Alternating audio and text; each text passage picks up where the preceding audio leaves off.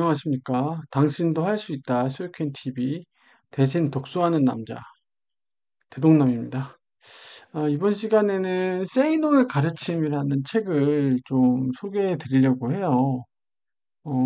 저도 어디서 막 그런 막 투자 뭐 이런 거 하다 보면 세이노의 가르침, 세이노의 가르침 이렇게 말씀을 해 주시는 영상을 좀 몇 개 봤어요. 그래갖고, 세이노가 누구야? 이러긴 했었거든요. 그래서 회사 근처에 이제 영풍문고가 있어갖고 이렇게 좀 친구 기다리다가 이렇게 좀 봤는데 거기 이제 베스트셀러 모아놓은 그 코너에 이게 있더라고요. 세이노의 가르침이. 이거 뭐지? 해서 좀 봤죠.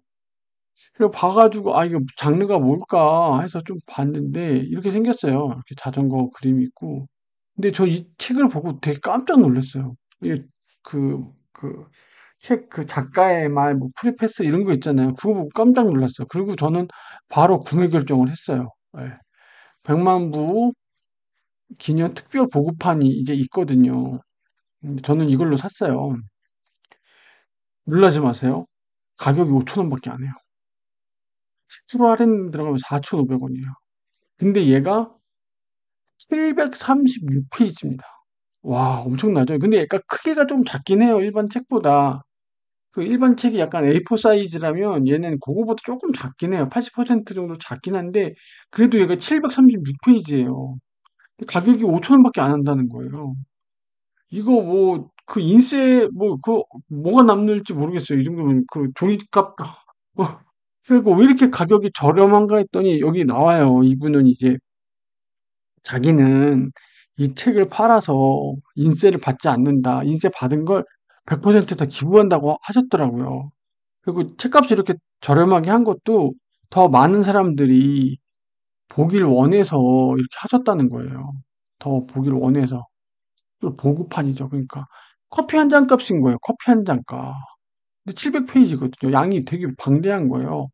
근데 이게 이분이 이제 여러 인터넷이나 이런 데 기고하고 올렸던 글들을 이렇게 모아가지고 집대성을 한 거예요.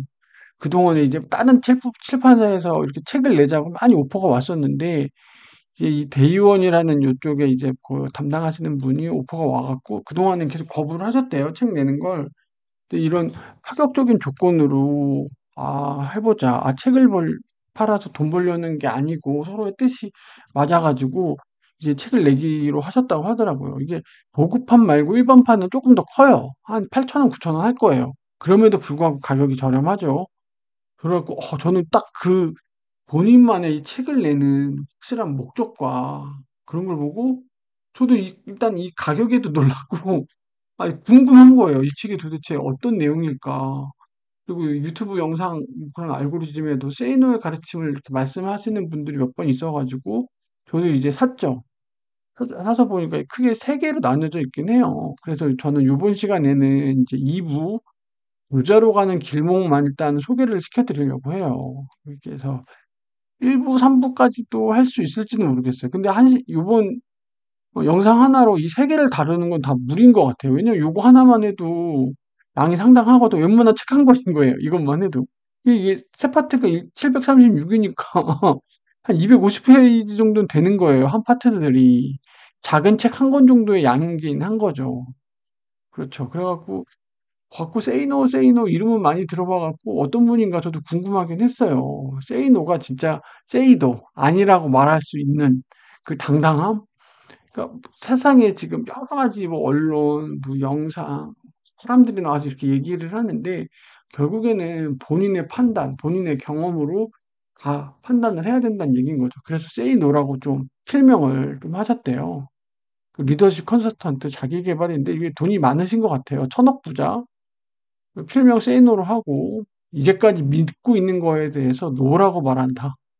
예전에 그 증권 광고도 있었잖아요. 모두가 예라고 할 때 노라고 얘기할 수 있는 그 증권 광고였던 것 같은데 그 광고가 나온 지 꽤 됐는데도 지금 제가 이렇게 얘기하는 것처럼 되게 인상이 깊었다는 거죠.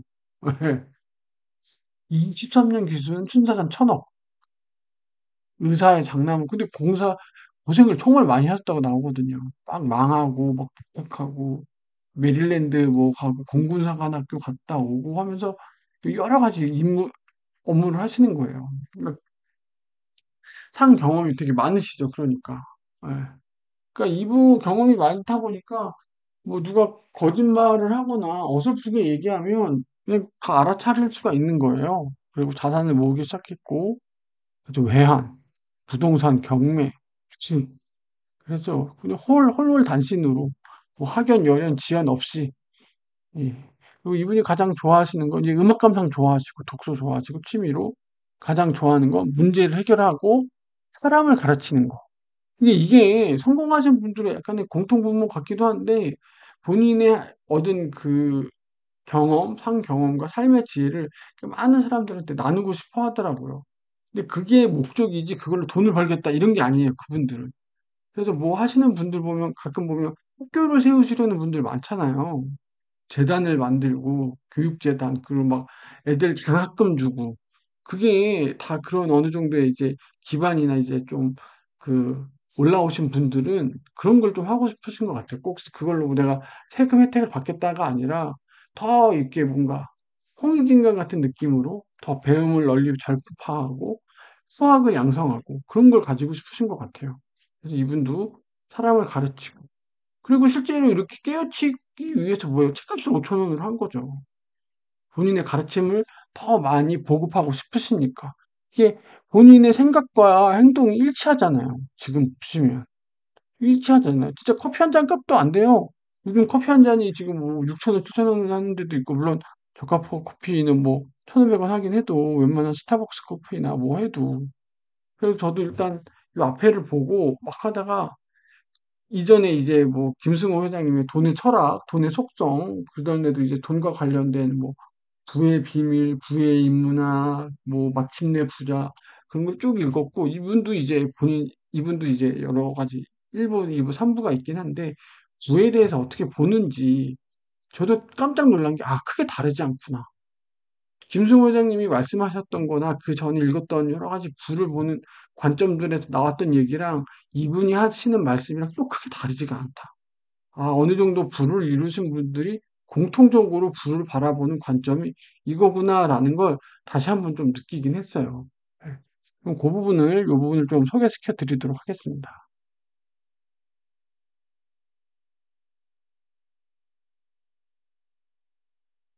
5천 원 싸죠. 부자로 가는 길목에서 이렇게 하는 거죠. 돈 똑바로 알자. 이 내용은 제가 예전에 이제 소개시켜 드린 책 부자의 비밀 있죠. 100년 전에 나온 미국에서 나온 책인데 거기서 뭐라고 그랬어요? 자본주의에서. 부자의 비밀에서. 돈을 사랑하고 자본주의에서 돈을 모으는 것이 향상성, 나를 발전시키는 관점이라고 그랬죠.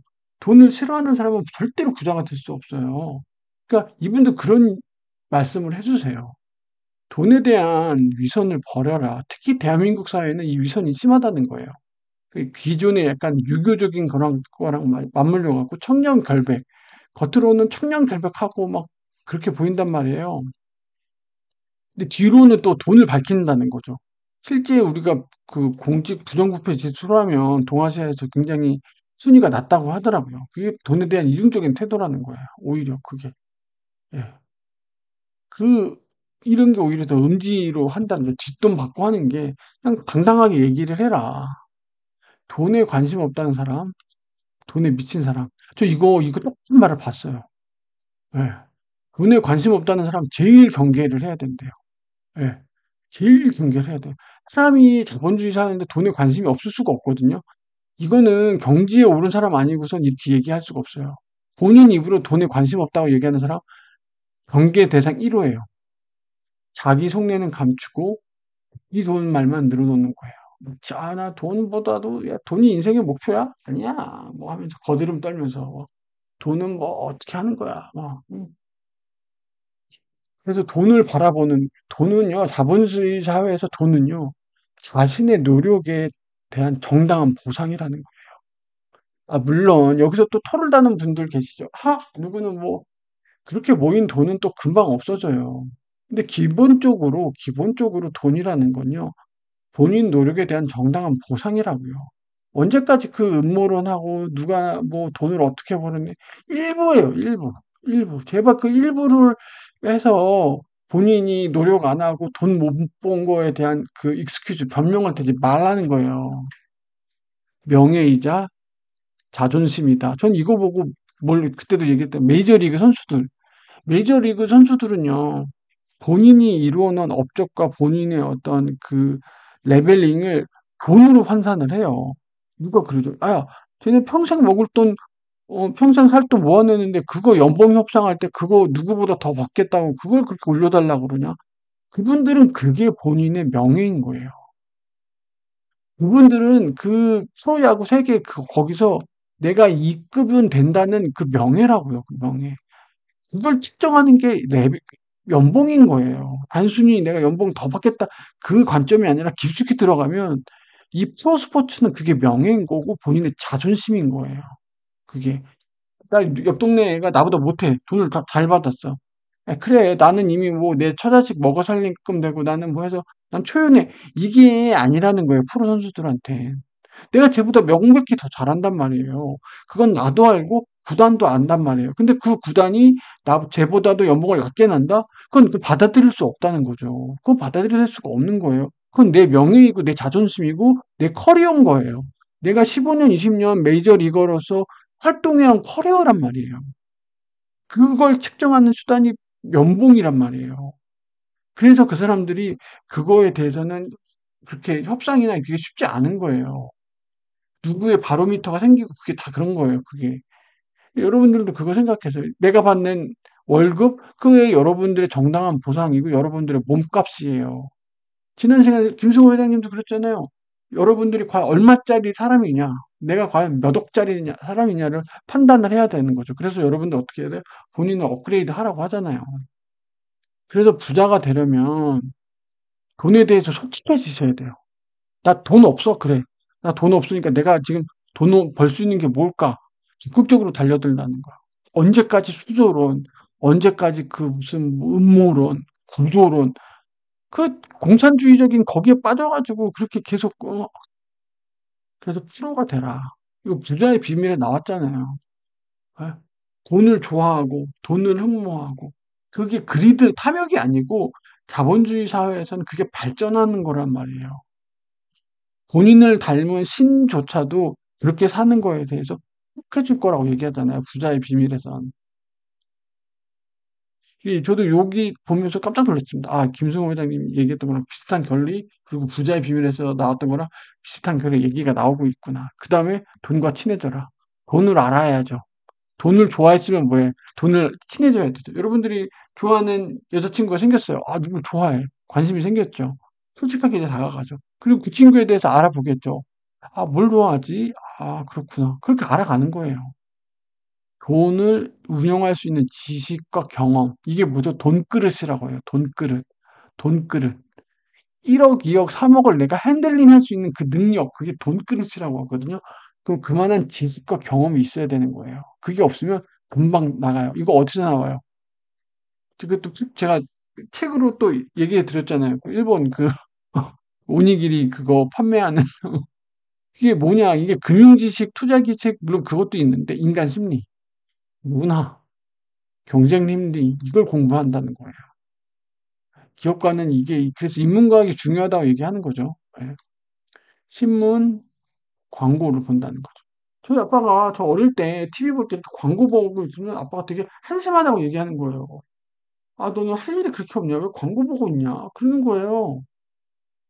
근데 전 광고가 재밌었거든요, 어릴 때. 광고가 너무 재밌는 거예요. 실제로 재밌는 광고도 많고, 얼마나 재밌어요. 10초, 20초에 다양한 애들이 나오니까. 물론 어릴 때 그게 도파민 중독일 수도 있죠. 어찌 보면 쇼츠였어요. 그게 어찌 보면 쇼츠의 기원이 저는 광고라고도 보는데, 좀 광고가 좋았거든요. 근데 아빠는 TV 보고 광고 보고 있으면 되게 한심하다고 얘기하시더라고요. 근데 확실히 시대가 달라진 것 같긴 해요. 예. 저 아는 분도 광고만 엄청 본대요. 채널을 여러 개 틀어놓고 실시간으로 나오는 광고 계속 보고 계시더라고요. 그리고 이거랑 견주어서 경제 게임의 법칙을 습득하라. 여러분들이 살고 있는 그 자본주의 운영 원리 있죠.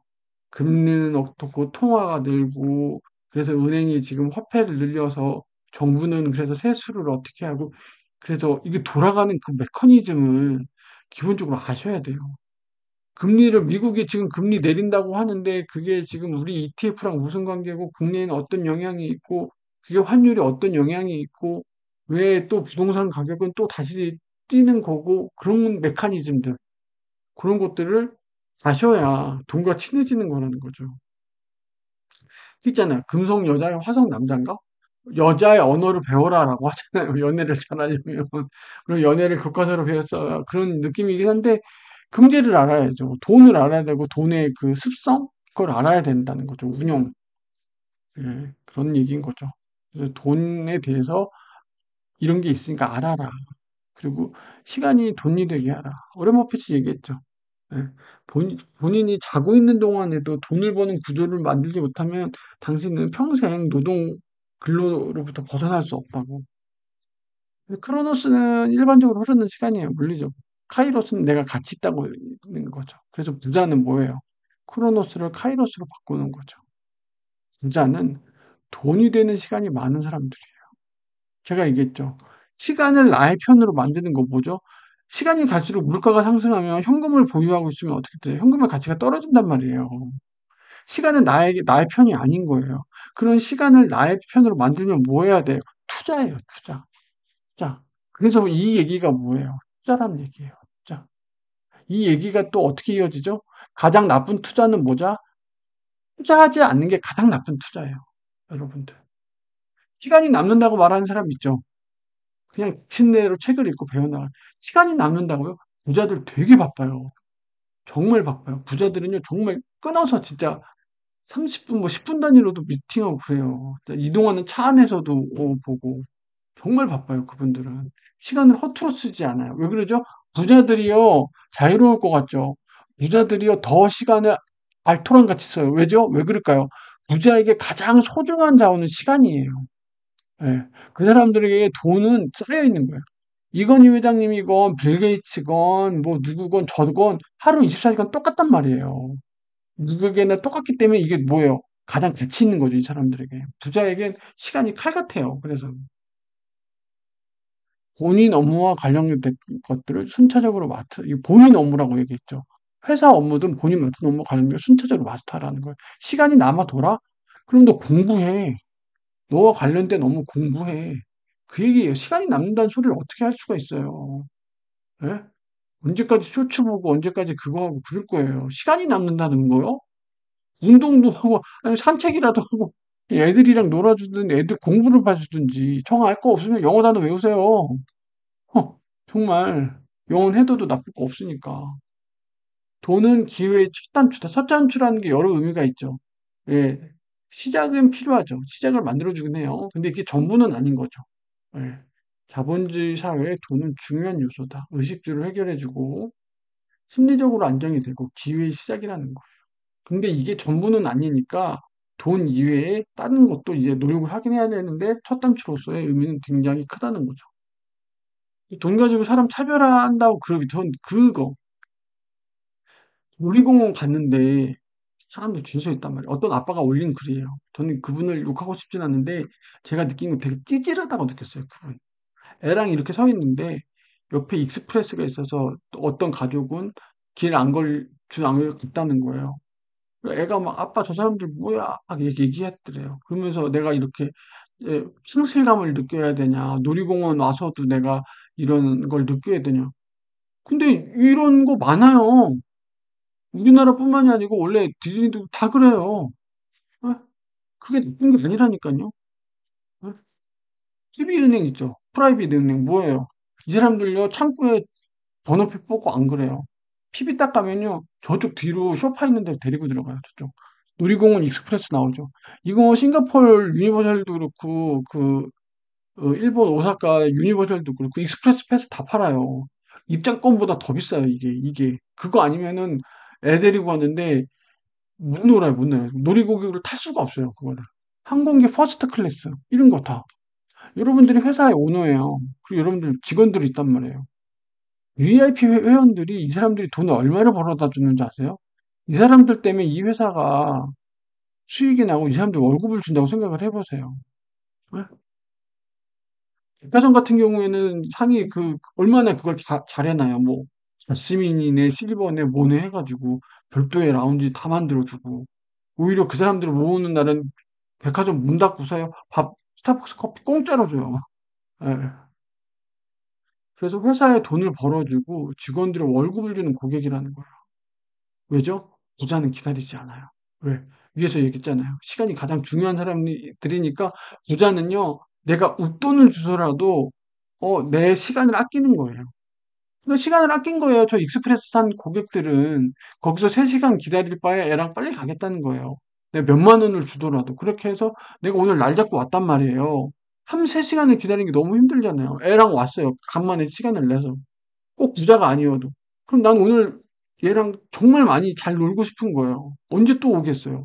그럼 그 돈을 내고 의사결정을 하는 거죠. 그걸 가지고서 왜 뭐 상실감을 느낀다는 등 그런 찌질한 글을 올리는지 모르겠어요. 이런 서비스들이 왜 있냐면요. 무자로 인해 벌게 된 돈을 그들에게 다시 서비스로 제공하는 거예요. 퍼스트 클래스 알죠? 이렇게 항공기 이렇게 운영되면 퍼스트 클래스랑 비즈니스 먼저 태워요. 짐도 더 빨리 나와요. 그 수화물 그 킬로그램도 더 비싸고. 이미 이런 서비스가 있다니까요. 예? 사회 곳곳에 저렇게 녹아 들어가는 게 나쁜 게 아니에요. 자본주의의 뭐예요? 여기 나오네. 제가 좋아하는 말 나오네. 자본주의의 합리성이에요. 그게. 차등한테는. 예.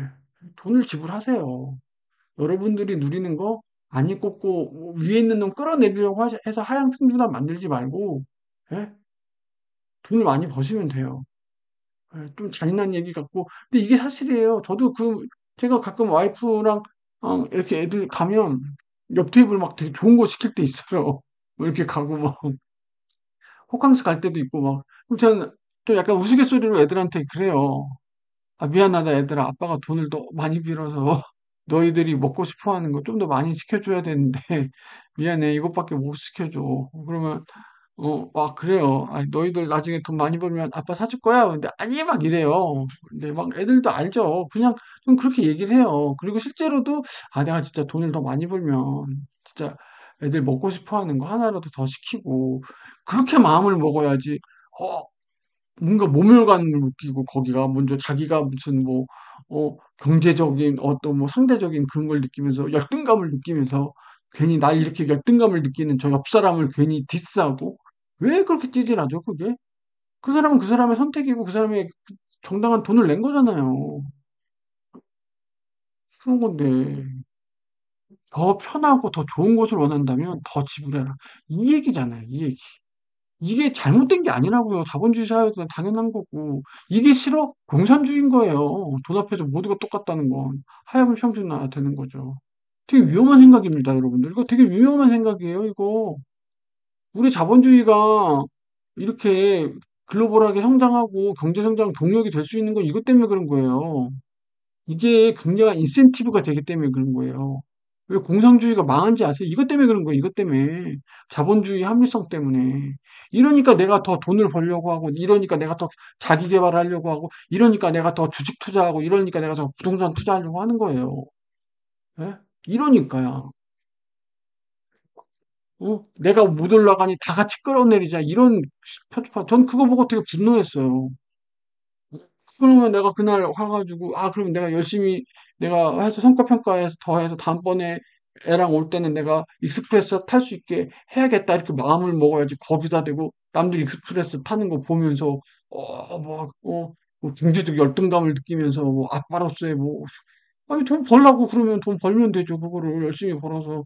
아, 얘기해요. 난 아빠가 월급 이거밖에 못 버는데 하겠다. 근데 아빠가 다음에는 하도록 노력하겠다. 다음에 와서는 익스프레스 태워주면 되는 거잖아요.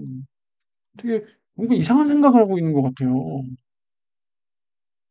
이쪽에선 제가 좀 짜이게 써가지고 그거 보고 되게 좀 짜증났어요. 그때도 아마 댓글들이 되게 서로가 이렇게 나눴던 것 같아요. 예. 그때도 막 찬반자 해가지고. 예. 근데 저는 조금 그렇긴 해요.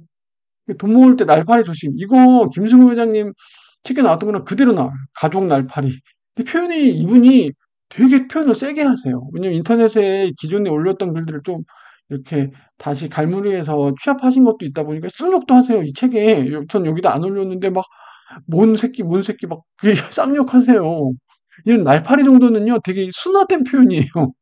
그러니까 이게 가정 날파리, 친척 날파리, 이분도 그래요. 수술비나 학비 대주는 건 오케이, 이거는.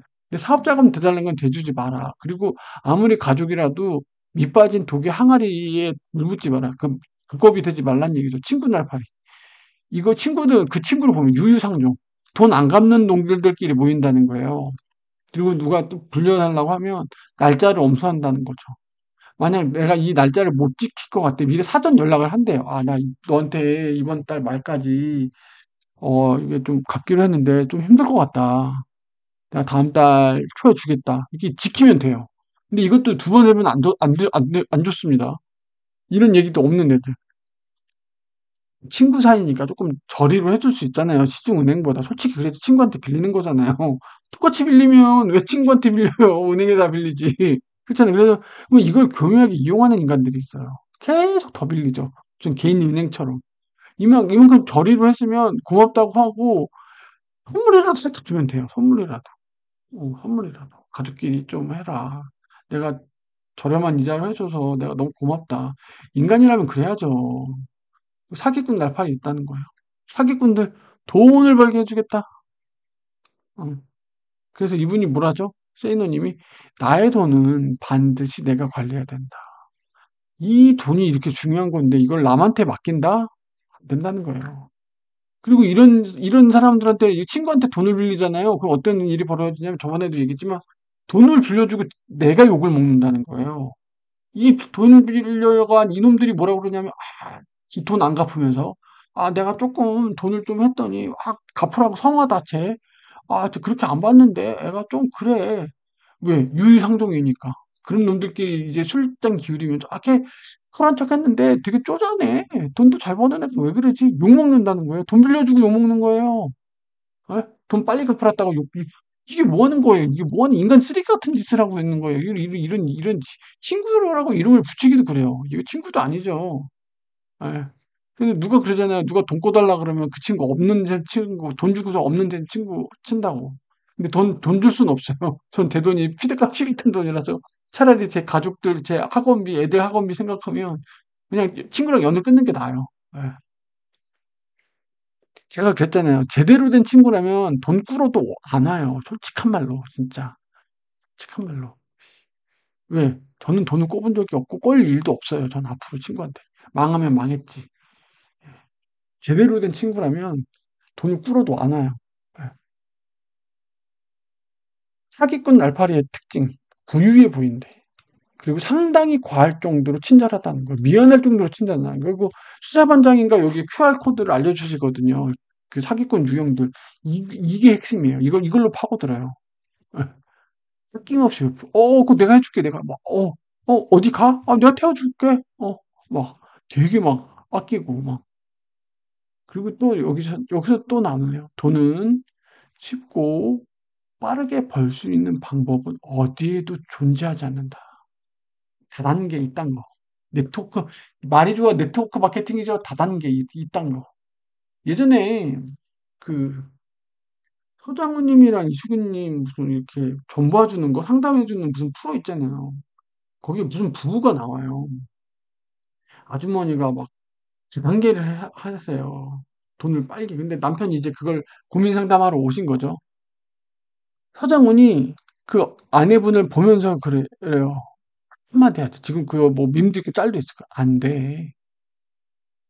안 돼. 돈 벌릴 것 같죠? 안 돼. 땀. 이거 없이는 안 돼. 본인이 딱 얘기를 한 거예요. 그래서 그건 맞아요, 진짜. 본인이 흘리는 이 땀, 이 시간, 그거 없이 돈 안 돼. 제가 봤을 때 그 사람들 표정, 그 여자 표정 아줌마 표정 봤을 때 별로 와닿지 않은 것 같아요. 그러니까 그렇게 거기에 빠져 있죠. 네트워크 마케팅에. 저도 되게 웃겨요.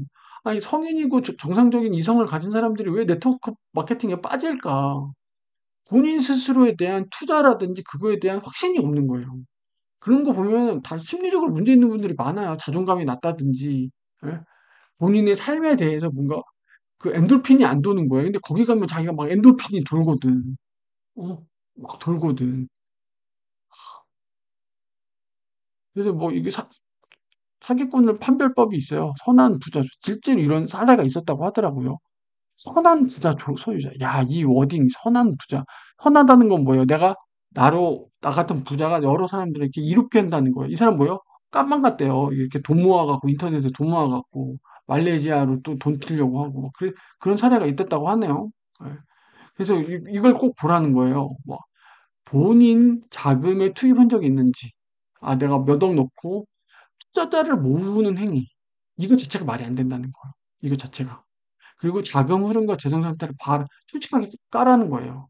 그 있잖아요. 부가티 흐르고 했던 L 모 분, 그 회계사가 그 커뮤니티에 이렇게 얘기를 했대요. 자금 흐름이 이상해가지고, 이렇게 얘기했더니 막 글삭하고, 막, 거기에 추종자들이 막 때려 죽인다 그러고, 쫓아간다 그러고, 거의 신앙이 돼 있는 거예요. 그 사람은 신앙이. 그러니까 그렇게, 지금 돈 털어먹고 개미들 하고, 그래갖고 부모님 살해했잖아요. 부모님 살해당하셨어요, 그분. 자기랑 자기 남동생 깜빵 가 있고 했는데 부모님이 살해당했어요. 예. 그 자기 돈 잃은 사람들. 부동산 투자 빙자한 사기꾼들. 성공시나 포장, 성공파리들 많죠? 사람 모으고, 강의 막, 회비, 갈변가라는 거예요. 이런 특징이 있다는 거죠. 친구 사기꾼. 친구 중에 사기꾼도 있어요. 합법적 사기꾼. 법인. 법인 해놓고 무슨 뭐 연구 결과에서 우리 곧 무슨 승인 받는다 막 이렇게 한다는 거예요. 법인이라고 해서 안정적인 게 아니에요, 여러분들. 그 주가 조작, 호구 잡기. 범법은 아닌데 호구 잡는 애들 있어요. 분양 사이트 같은 거, 호텔 분양 같은 거. 어, 분양 사이트가 뭐냐면 검색해 보시면 나오는데 미분양 나고 잘 인기 없는 거를 이렇게 웹사이트 상에 이렇게 광고를 하는 거예요. 약간. 네, 저런 거에 이제 그래서 만약 분양받으러 오고 이게 들어오면 이제 하나 물리면 이제 돈을 그냥 자기 노후 자금을 털리는 거죠. 조심해야 돼요. 그래서 사기꾼들이 이런 얘기를 하는 거예요. 쉽게 도는 방법이 있다. 불안감을 자극하죠. 성급함을 자극시킵니다. 진짜. 그리고 이 사람 뭐 씀씀이 현혹시켜요. 아, 그리고 이 사람이랑 나랑 별 차이 없거든? 근데 막 외제차 끌고 그런 거 같아요. 그러면 나도 저렇게 되고 있을 것 같은데 그렇게 한단 말이에요. 그리고 착한 척, 미안할 정도로 잘해준다는 거예요. 이거 경계하셔야 돼요. 사기꾼의 여기서 홀랑 뭐 정신이 나가버리는 거예요. 여기서 홀랑. 그리고 무소유의 삶이라는 거예요. 삶에 대한 자세인데 가족과 사랑하는 사람이 있다면 이거를 다른 사람 가족한테 강요를 하면 안 된다는 거예요. 그리고 그게 강요하는 게 뭐예요? 이기적인 삶이라는 거죠. 솔직히 수술비가 없어서 내 가족이 죽어야 되는 상황이 오면 어떨 것 같아요? 진짜 돈 없어서 내 가족이 수술비를 못해서 죽는다? 아, 정말 통탄할 것 같아요. 통탄할 거. 이 정도 되면 이제 빌리러 가겠죠. 빌리러. 네. 이 무소유의 삶은 뭐냐? 소유를 지향하면서도 월약을 미덕으로 삼고 행복하게 돈을 모으려는 거다. 이거죠. 그래서 더 많은 부를 쌓고 소유하기 위해서는 절약을 우선해야 된다는 거예요. 돈에 대한 생각을 이렇게 말씀을 해주세요. 부자가 되는 길목에서. 예, 김승호 회장님이 얘기하셨던 거랑 그 전에 이제 부에 관련된 여러 얘기 나왔던 거랑 많이 겹치는 부분이 많죠. 전체적인 어떤 관통하는 메시지도 비슷한 것 같긴 해요. 그 다음에 이제 성공을 향해 가려면 너만의 게임을 만들어라. 이분이 여기서 이제 쭉 얘기를 해요. 관치금융, IMF. 이때 자기가 어떻게 이 시류에 맞게 어떻게 투자를 하고 어떻게 했는지를 다 말씀을 해주세요. 이 내용이 좀 굉장히 길거든요. 예, 요때. 이렇게 됐던 게 이분이 이제 경제 흐름을 알고 계셨던 거예요.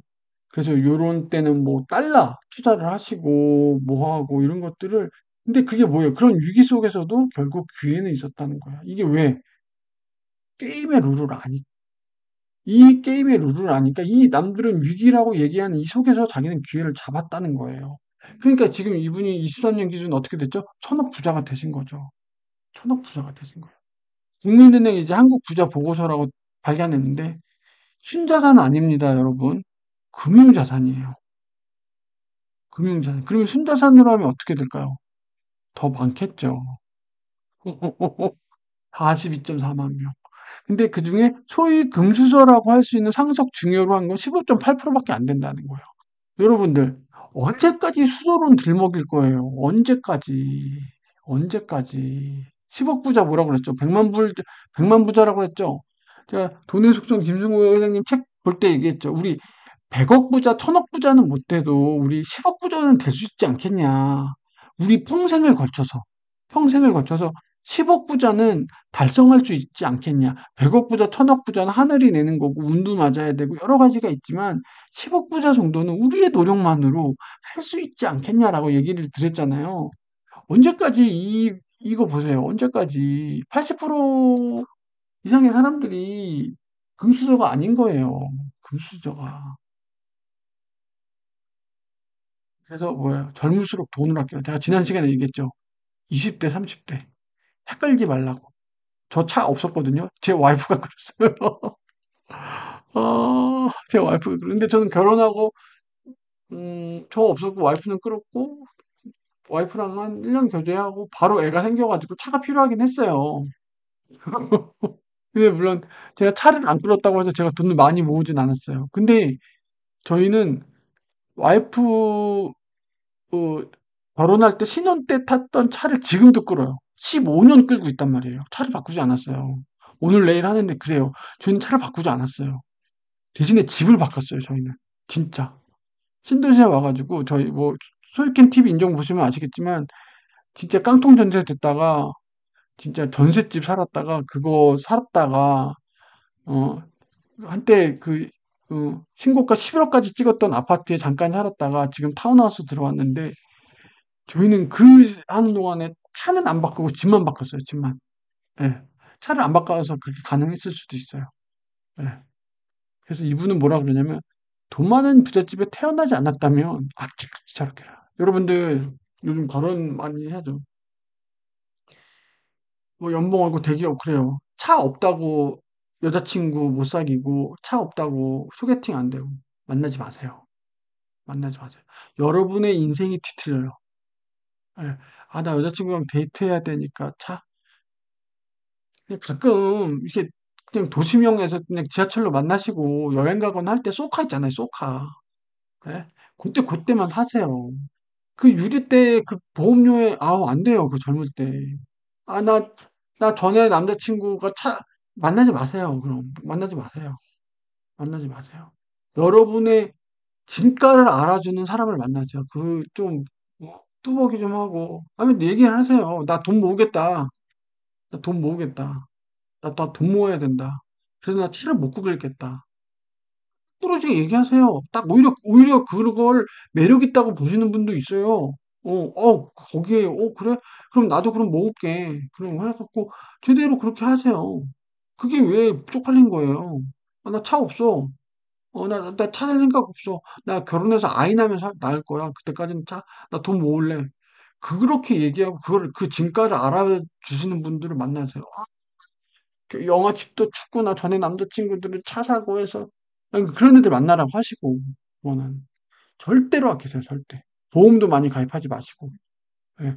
20대 때 1억 모으잖아요 40대 때면 10억이 될 수 있어요 투자를 잘 하시면 저는 정말 지금 느끼는 게 저 이제 ETF 하고 하잖아요 이걸 왜 이제 했을까 진짜 이걸 왜 이제 했을까 젊었을 때 최대의 장점이에요 시간이 많다는 거예요 여러분들 그러니까 젊었을 때 고생도 하고 실패도 하고 사업도 해보라고 하는 게 시간이 있기 때문이에요. 근데 그때 투자를 잘해가지고 쭉 하시잖아요. 그럼 40대가 편해질 수 있어요. 그때 막 흥청망청 쓰고 막 애들끼리 막 이해는 해요. 놀고 싶은 거 아는데 이분이 이제 제가 이 책에 전 잘 안 나오는데 정말 치열하게 썼었거든요. 물론 시대가 달라지긴 했어요. 나 때는 말이야 그런 꼰대식의 마인드가 아니고 고생을 많이 하셨더라고요.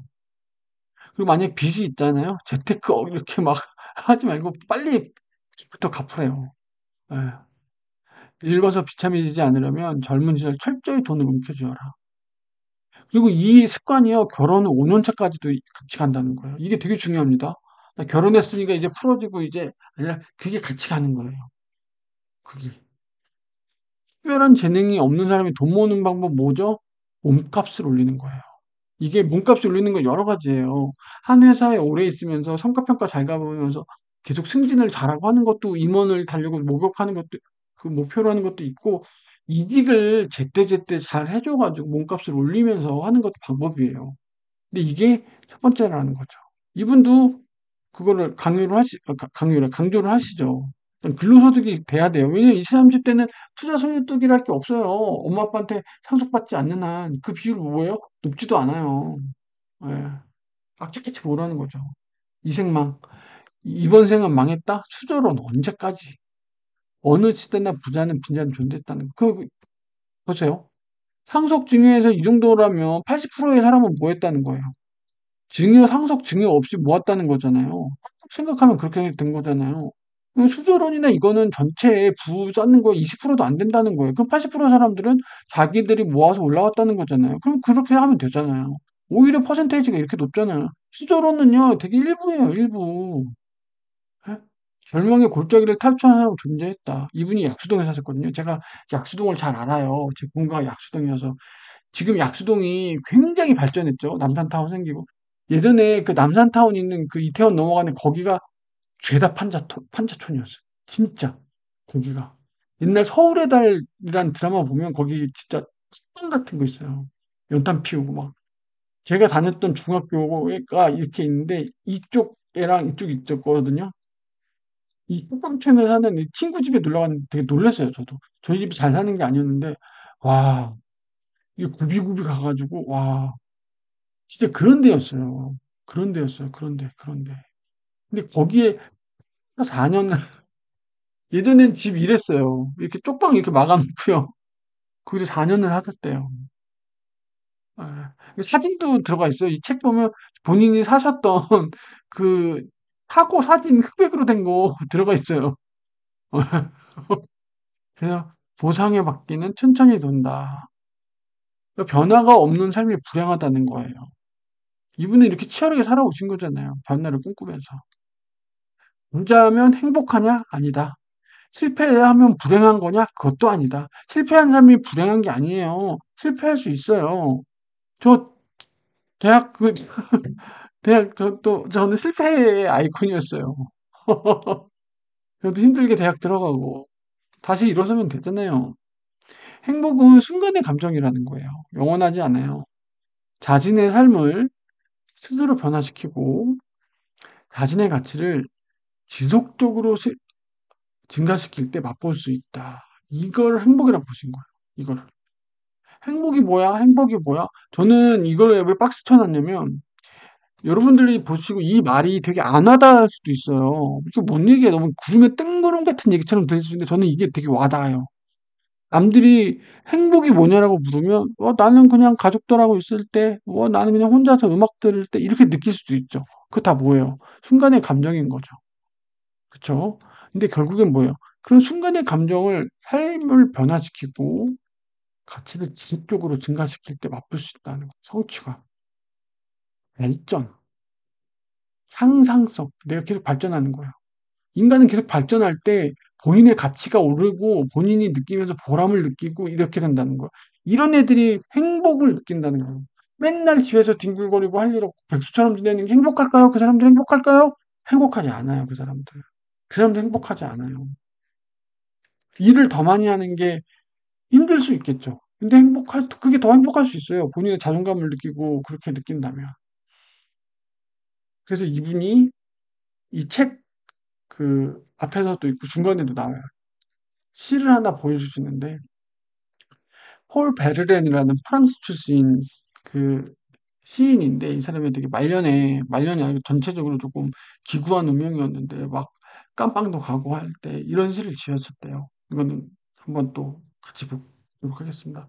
하늘은 지붕 위로 by 폴 베르렌. 하늘은 저기 지붕 위에서 너무나 푸르고 참으로 조용하구나. 종려나무는 지붕 위에서 잎사귀 일렁이고 종은 우리가 보는 하늘 속에서 부드럽게 울리고 새는 우리가 보는 나무 속에서 애처롭게 울고 굉장히 머릿속으로 풍경을 그려보세요. 얼마나 아름다워요. 우리 이제 여름 지나고 이제 곧 가을이죠. 가을이 이제 곧 추석이 돼요. 추석 될 때 그 하늘이 어때요? 너무나 청량하고 화창하죠. 그 하늘 같은 느낌을 저는 이 시를 읽고 받았어요. 그러면서 새가 날고 이런 하나님 맙소사 삶은 바로 저기에 단순하고 평온하게 있는 거구나. 그 아름다운 풍경이 바로 삶이라는 거예요. 이 평화로운 웅성거림은 저기 마을에서 들려오는 것이구나. 근데 그러면서 이 마지막에 이렇게 얘기해서 너는 뭐랬니? 그래, 너 말이야. 바로 여기서 계속 울고만 있는 너는 뭐랬니? 말해봐. 너는 뭐랬니? 너, 바로 여기에 있는 너는 왜 내 젊음을 갖고 뭐랬니? 이렇게 이런 아름다운 이 삶의 풍경 속에서 얘는 울고 있는 거예요. 펄떡펄떡거리며 이 아름다운 풍경 속에서 삶이 내 눈앞에 저렇게 가슴이 터지게 아름답게 펼쳐져 있는데 얘는 울고 있는 거예요. 뭐랬지 넌? 그 아름다운 젊음을 들고 있으면서 모르냐는 거예요. 치열하게 살고 했다면 이 풍경 속에 하나의 일원처럼 그걸 아름다움을 느낄 수 있겠죠. 근데 얘는 지금 거리가 있는 거죠. 예. 본인 스스로 한심하게 느껴지지 않을까 싶어요. 이 아름다운 젊음을 바치고 뭐 했냐는 거예요. 문장으로 가겠습니다. 성공을 향해 나아가려면 앞에 거의 테마에서 계속 들어간 내용입니다. 행복 추구권 앞에서 이제 행복이 뭔지 말씀을 주셨죠. 행복 추구권은 누구에게나도 양도될 수 없는 고유한 권리라는 거예요. 예. 천부 인권설 같은 그런 느낌이죠. 근데 행복을 추구할 수 있는 권리는 다 누구에게나 있는데, 자, 근데 행복하기 위해서 스스로를 먼저 주도하라. 구체적인 삶인 거죠. 변화를 해야 된다는 거죠, 변화. 이 변화는 뭐예요? 삶이 나아지는 방향으로 본인의 가치를 올리는 거죠. 변화하는 삶이라는 거. 이렇게 되면 뭐예요? 내 삶의 주인은 나다 이거라는 거. 언제까지 수조론 얘기하냐? 제가 수조론 진짜 싫어하거든요. 깨부수란 말이에요. 깨부수란 말이에요. 우리 100만 부, 100억, 우리 10억 부자는 될 수 있잖아요. 우리 10억 부자 되자고요. 우리 10억 부자. 시간을 헛되이 쓰지 않고 책을 읽고 지식을 습득하고 삶과 생활 속에 실천하라. 몰입, 도전하고 흥미를. 행복은 우연도 아니고 외부 요인에 의해 좌우되는 것도 아니고 순간순간 충분히 몰입할 때 찾아온다. 제가 와이프랑 갔다가 이제 어느 무슨 미술관인가 어디더라. 기억이 안 나네. 어떤 미술관 같은 데 갔어요. 막. 거기에 이제 몰입이라고 나왔었어. 몰입. 몰입이란 단어가 있고 막 줄줄이 있는데 거기 맨 마지막 말이 그거였어요.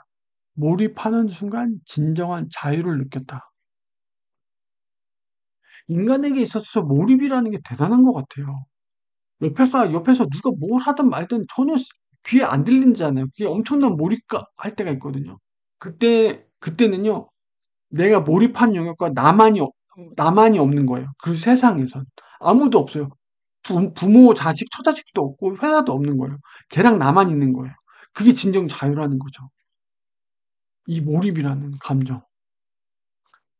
물론 게임을 할 때 몰입할 때는 있긴 한데, 이런 걸 계속 찾으셔야 된다는 거예요. 도전하고. 자본의 경제 활동은 전쟁터다. 이게 여기서 나와요. 알량한 너그러움을 베풀지 말라고. 그래서 뭐죠? 경제 게임의 룰과 본질을 파악해야 된다는 거예요. 이 차가운 자본주의, 이 룰을 빨리 파악하셔야 된다는 거예요. 이익을 누가 더 많이 낼 수 있는 구조를 갖추는가, 이거의 싸움인 거예요. 누가 돈을 더 잘 벌 수 있는 자본을 소유하는 거죠. 돈을 버는 구조. 이게 맨날 그 하는 돈이 돈을 벌게 해라. 이 얘기가 왜 나오겠어요. 이게 우리가 살고 있는 자본주의 메커니즘의 핵심인 거죠. 야망을 갖지 말고 실행 실천하라. 우리 맨날 막 그런 서적들 많잖아요. 야망을 가져라. 뭐 목표를 주고. 언제까지 그렇게 해요? 이분은 그런 거 다 필요 없다. 실행 실천해라. 알았어, 알았어. 뭘 해야 되는지 알았어. 이제 그만 얘기해. 응? 이제 그만하고 제발 실천해. 야무지고 거창한 꿈을 꾼대요. 근데 그 꿈을 꾸기 위해서요. 작지만 사소한 단계들인데 굉장히 무시한 거예요. 제가 10억 부자가 되기 위해서 어떻게 절약해야 되죠. 신용카드 없애라고 했죠. 저 신용카드 하나 남았고 진짜 하나만 예비로 갖고 있거든요. 진짜 자연스럽게 없어졌어요. 진짜. 요번에. 예. 저 밥 먹을 때 8,000원짜리 밥 안 먹고 5,900원짜리 밥 먹거든요. 여러분들 저 구라치는 것 같죠? 5,900원, 저 거짓말하는 것 같죠? 5,900원짜리 밥이 있어요. 정말 있어요. 정말. 저 아침에 김치찌개 8,000원짜리 먹었는데 키토 김밥으로 4,500원짜리 먹거든요. 그리고 1,700원짜리 저가 커피 먹다가 이제 안 먹어요. 회사에서 커피 주니까. 예. 진짜 그런 사소한 것들이 모인다니까요. 사소한 것들. 어느 위대한 목표는요, 갑자기 위대한 행동이 만들지 않아요. 예. 소박하지만 구체적인 실행 가능한 목표로 실천하라. 그래서 뭐예요? 외로워요. 외롭고 하루하루 한 땀 한 땀. 예. 오늘 외롭게 최선을 다하는 힘이 성공의 원동력이다. 이게 그래서 뭐예요? 루틴과 습관의 힘으로 이어지는 거죠. 이게 다 연결이 됩니다. 타이탄의 무기들 왜 나오죠? 다 습관을 얘기하잖아요. 하루하루 쌓이는 이 작은 것들이 시간이 지나고 나면 큰 변화를 이루어준다는 거예요. 지금 업수이 여기는 그 작은 하나하나들이. 예. 이분은 또 라이프랑 리빙을 얘기해요. 라이프는 내가 시간을 할애하고 삶의 가치 있고 좋아하는 영역이라는 거예요. 리빙은 생계를 유지하기엔 경제활동이에요. 경제활동. 리빙이 삶의 뿌리고 라이프는 삶의 열매라는 거죠. 그래서 리빙을 견고히 해야 라이프가 결실을 맺는다. 이게 자본주의고 삶의 기본이라는 거죠. 예. 그러니까 뭐 야망을 갖고 뭐 라이프 삶의 가치 좋다 이거야. 좋은데 일단 그 기초부터 튼튼하게 쌓아야 된다는 거죠. 튼튼하게. 이게 아름드리 나무가 되려면, 열매를 맺으려면, 그러지 않을까 싶어요. 또 계속 가겠습니다. 나는 가난한 사람인가? 돈이 어떤지 얘기했죠. 성공을 어떻게 해야 되는지 얘기했어요. 그럼 본인 스스로 가난한 사람인지를 파악을 해보는 거죠. 가난은 사회적 구조이냐? 아니라죠. 아니죠. 항상 이런 얘기를 해서 우리는 가난하니까 기회가 박탈되고요. 가난이 연쇄되고 있고요. 전체 부자의 80%는 자수성가다. 기회의 땅이죠. 그렇게 생각보다 금수저 그렇게 많지 않아요. 가난한 가정은 왜 가난이 세습이 될까?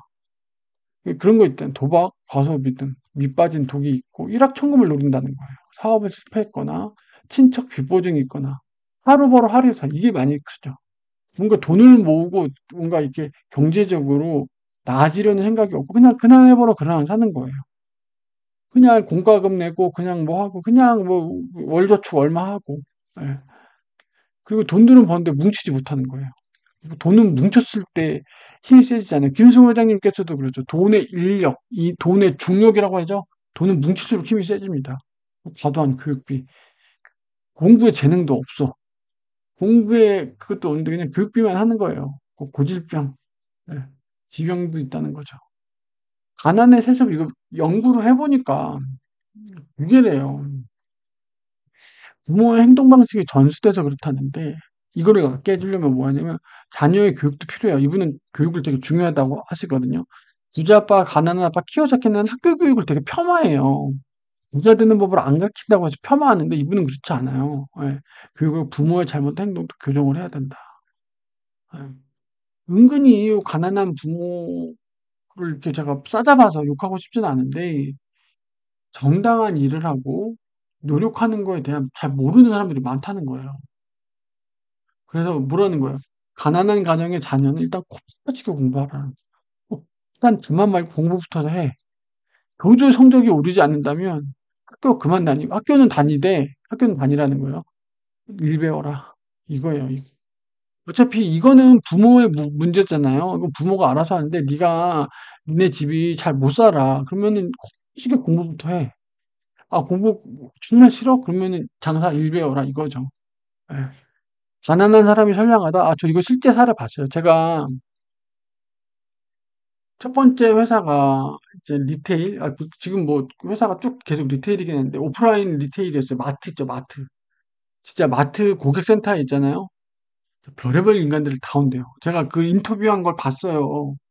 그냥 그 마트 개선 프로젝트 하면서 그 고객센터 하시는 분들 진짜 별의별 인간들 다 본대요. 진짜, 진짜. 아, 그래서 어떨 때는 대인기피증이 온대, 그분들이. 이게 동네에 가끔 보면 친한 분들이 있을 수 있잖아요. 애 맡기고 했던 뭐 아줌마, 할머니, 막 옆집 보면 겉으로는 친한 이웃처럼 지났는데 진상짓 떠는 거 보면 이런 사람이었나 환상이 깨진다는 거예요. 그러면 이제 진짜 사람들이 정말 가식적이기도 하고 그러니까 본인 이웃사촌으로는 그렇게 매너 있고 그렇게 지내다가 본인이 이제 고객으로서 마트 고객으로서 이제 뭔가 클레임을 걸고 할 때는 완전 이거는 뭐 완전 진상을 부리는 거죠. 그런 사람이 많다는 거예요.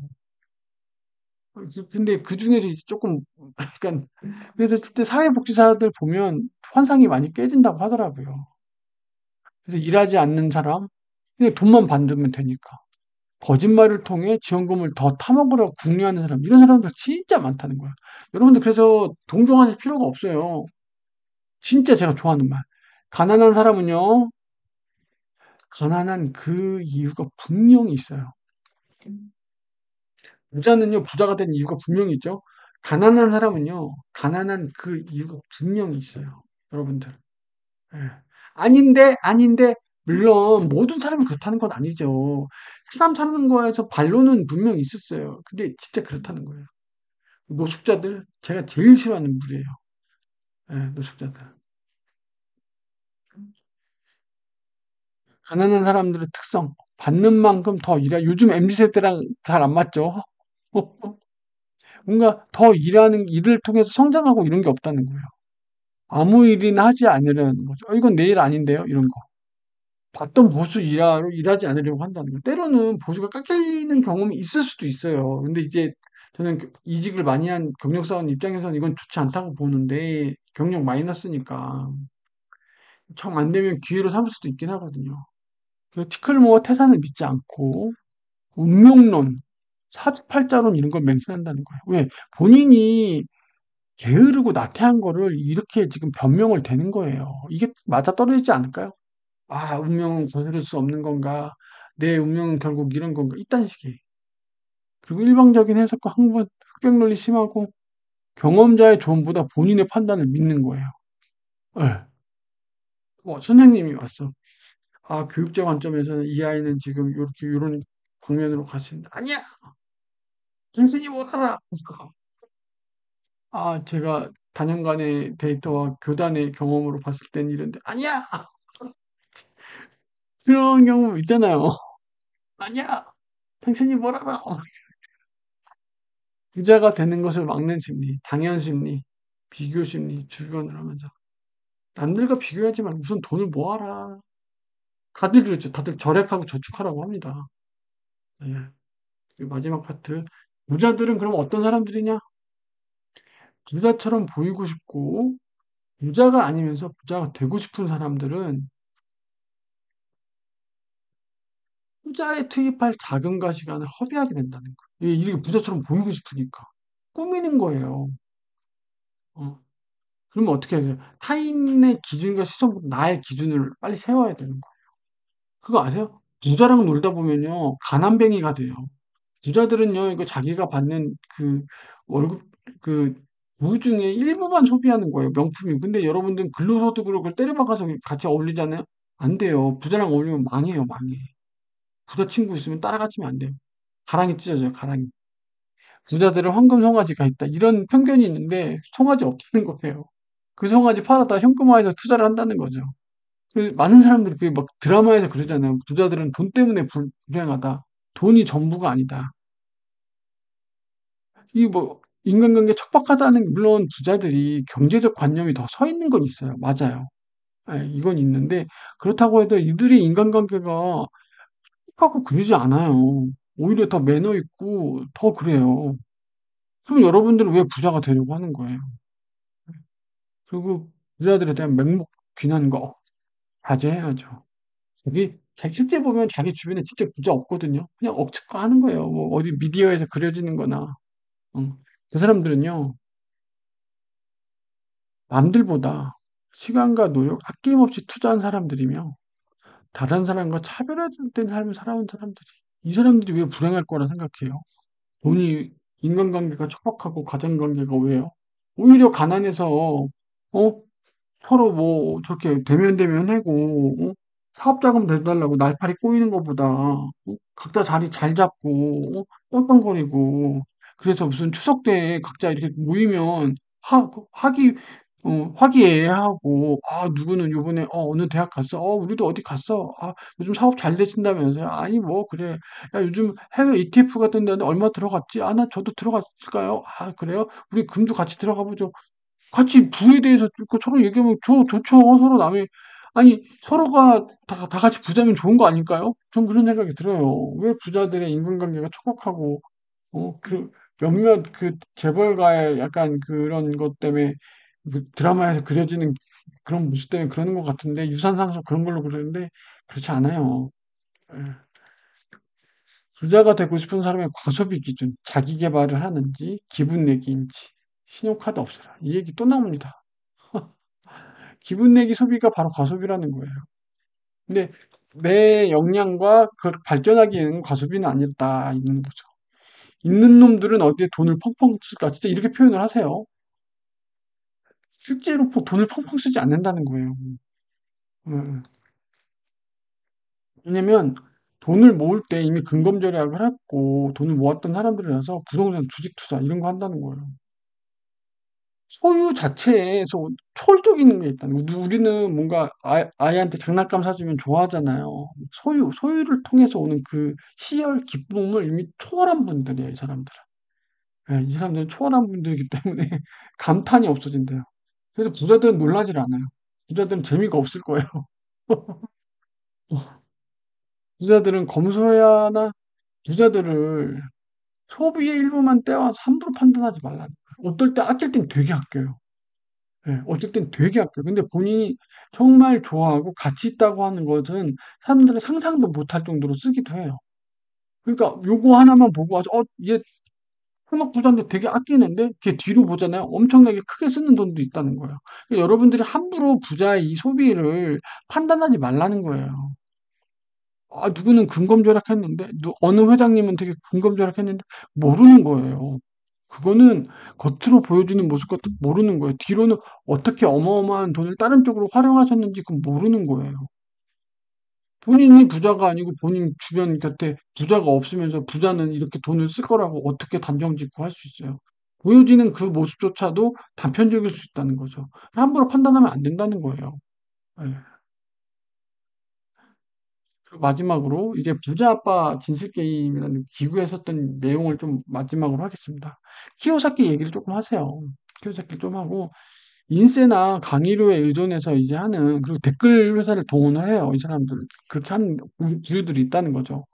아까 같은 그 선한 부자 조 슈안가 그분처럼 그래갖고 본인의 경험과 체험 없이 성공팔이 하는 사람. 실제로 이 책 보면 세이노님의 이 책이 700페이지 여러 가지 에피소드 있잖아요. 요거를 마치 자기의 그 에피소드인 것 마냥 따와가지고 성공팔이하고 강의하는 사람들이 있대요. 이걸 이제 제보를 해주신 거예요.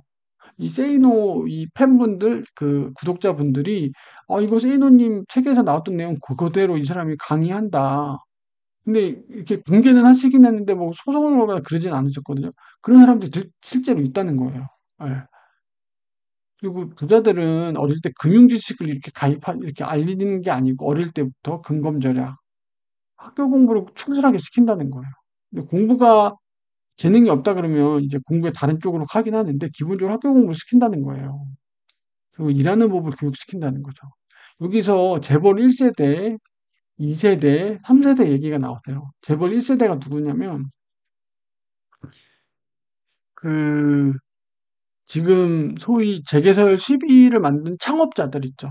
뭐 이병철 회장님, 뭐 이건희 회장님, 뭐 신격호 회장님, 뭐 그런 분들 있죠. 창업주들. 그분들이 1세대고 2세대가 그분의 자녀들, 3세대가 그 자녀의 자녀, 손자죠.